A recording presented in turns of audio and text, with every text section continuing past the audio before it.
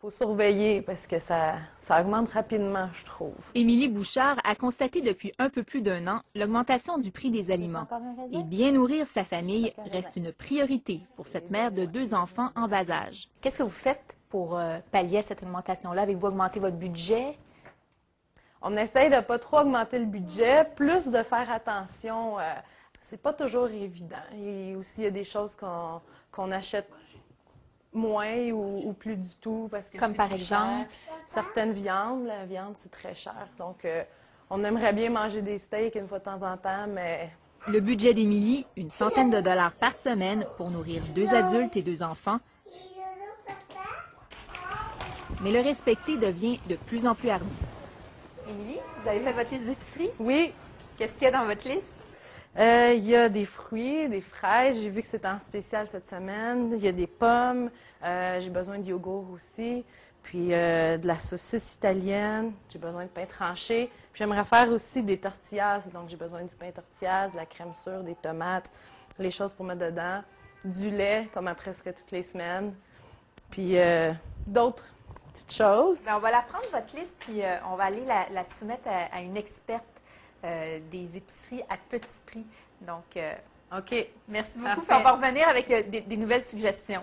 Comme OK. ça va peut-être vous donner des trucs pour faire une épicerie à faible coût. Qu'en pensez-vous? Je pense que c'est une bonne liste, surtout si elle a déjà regardé ce qu'elle avait dans la maison. C'est une très excellente façon. Puis j'imagine qu'elle a dû regarder les produits qui étaient en spéciaux. Oui. Il y a par exemple les fraises qu'on a ici. Oui. Pensez-vous qu'on peut faire des économies avec les fraises? À 2,99 pour une livre, non, c'est pas tellement un bon achat. Il faut attendre encore quelques semaines. D'après vous, on pourrait remplacer les fraises par quoi? Ben, dans cette saison, encore avec les oranges, les pommes qu'elle a d'ailleurs sur sa liste. On va aller voir les pommes? Shinsia Cuneo a créé SOS Cuisine et suggère chaque semaine sur son site Internet des recettes à faible coût. Plus de 180 000 abonnés suivent à la lettre ses conseils. 79 cents la livre, est-ce que ça, c'est bon? Ça, c'est excellent. Ça, c'est un très bon prix. C'est environ le minimum qu'on peut payer des pommes. Puis en plus, elles sont biologiques. On peut les garder au frigo. On les achète. Madame Cuneo, parfois, il faut faire attention parce qu'il y a des faux spéciaux. Comme ici, on a un exemple, les champignons. C'est ça. 3 barquettes à 5 $, c'est pas un bon prix. Le bon prix à payer, c'est 1 $ pour une barquette. Les rabais, quand ils sont des vrais rabais, il faut faire attention. Il faut avoir un peu d'historique, savoir, se rappeler quel est le bon prix. Sinon, des fois, on peut se faire avoir. Ici, on a des poivrons. C'était pas sur sa liste. Mais elle en avait à la maison. Si elle avait besoin d'en ajouter, ça serait un bon prix. 4,39 le kilo. C'est pas mal, on peut en acheter. Où est-ce qu'on pourrait aller maintenant? Dans les viandes. On va dans les viandes. Absolument, ouais. Parfait. Elsa, Oui. j'ai regardé le prix des cuisses de poulet. 4,39 le kilo, c'est vraiment trop cher. C'est sur sa liste. Oui. Je propose à la place de prendre un poulet entier à 2,86 le kilo. La viande, ça coûte très cher. Est-ce qu'il y aurait des trucs pour qu'on paye moins cher? Oui, il y a un prix à retenir, c'est 6,59 le kilo pour plusieurs coupes. Comme par exemple? Le filet de porc, la poitrine de poulet désossée, les os de cuisse de poulet désossé, le bœuf haché maigre. 6,59 c'est un bon prix. Un autre bon prix, c'est pour le beefsteak d'Aloyau, 11 $ le kilo. Quand on le trouve, on le prend, on le met dans le congélateur et c'est pour le barbecue. Pour les poissons, le prix à retenir, c'est 13,21 le kilo. C'est à ce montant qu'on devra en acheter pour faire des économies. Avec la hausse du prix des céréales, est-ce que c'est encore possible de faire une bonne affaire, par exemple dans les pâtisseries? C'est plus difficile, mais c'est encore possible. Si on trouve 750 grammes pour 99 sous, c'est un bon prix, on remplit la maison. Là, le plus bas qu'on a trouvé, c'est 1,29. C'est pas mal si elle en a besoin, mais si elle peut attendre, ça serait mieux. Selon Shinsia Cuneo, un repas peut coûter seulement 2,50 $ pour chaque personne. Une famille de 4 peut donc s'en sortir avec un budget de 10 $ par repas. Est-ce que c'est possible de faire une épicerie à petit prix? Oui, c'est possible. Ça prend un peu de travail, ça prend un peu de planification. À la maison, on regarde ce qu'on a déjà. On achète seulement ce dont on a besoin. On regarde les spéciaux de circulaire. On arrive avec la liste. Et on ne se laisse pas prendre par les spéciaux qui ne sont pas vraiment des spéciaux.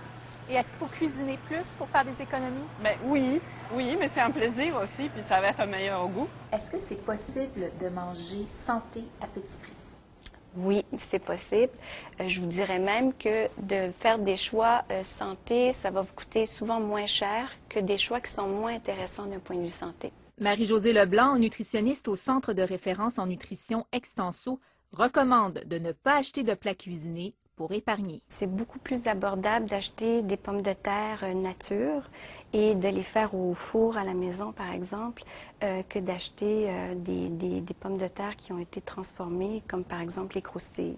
Si on compare le pain tranché blanc au pain tranché de blé entier, c'est le même prix, grosso modo, mais c'est beaucoup plus avantageux d'acheter du pain de blé entier à ce moment-là parce qu'on a un bon apport en fibres, en différents minéraux comme le magnésium. Un autre truc, acheter les légumes et les fruits surgelés lorsque le prix des légumes et des fruits frais devient trop élevé. Est-ce qu'on peut remplacer la viande par un autre aliment Oui. pour abaisser les coûts? Par exemple, les légumineuses, c'est un bon exemple de substitut de la viande. Ce sont des protéines végétales de très bonne qualité.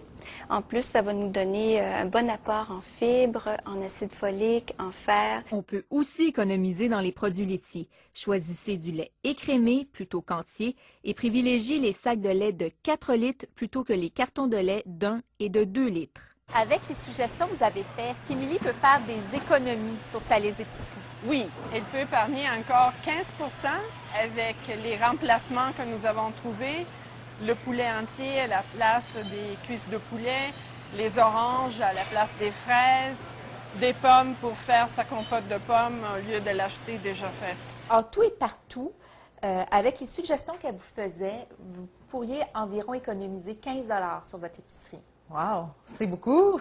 Qu'est-ce que vous en pensez? Ça vaut la peine, ben Est-ce oui. qu'il y a des trucs là-dedans que vous n'étiez pas au courant ou... Ben, je pensais vraiment que les fraises, c'était un bon prix, mais si ça vaut la peine d'attendre plus dans la saison, puis même on pourrait aller en famille, peut-être les cueillir sur place, ça fait une sortie familiale, puis je sais pas si c'est vraiment une grosse économie, mais ça sera à regarder. Puis aussi de faire la compote moi-même, c'est pas quelque chose que j'aurais pensé, mais c'est vrai que je pourrais le faire assez facilement, en fait. C'est une bonne idée.